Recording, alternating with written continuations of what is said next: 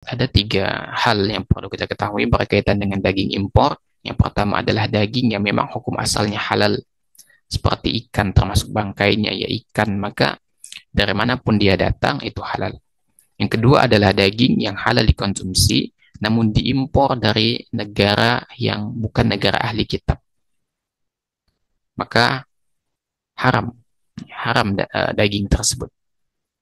Selain hewan-hewan lautnya. Pun yang ketiga adalah daging yang diimpor dari negara ahli kitab.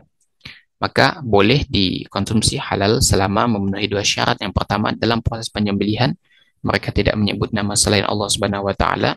Kemudian yang kedua adalah proses penyembelihannya itu adalah penyembelihan yang syar'i. Adapun diketahui cara penyembelihan mereka itu tidak sesuai dengan syariat seperti disetrum, dipukul, ditenggelamkan, maka itu tidak boleh dikonsumsi.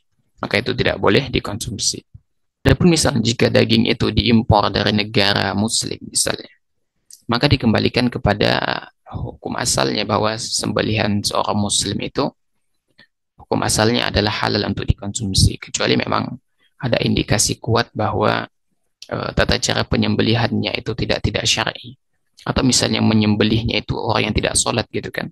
Karena pendapat terkuat orang yang tidak sholat yang menjadi penyembelih misalnya menjadi tukang jagal, maka sembelihannya itu tidak boleh dimakan karena dihukumi kafir gitu. Orang yang meninggalkan sholat itu kan dihukumi kafir.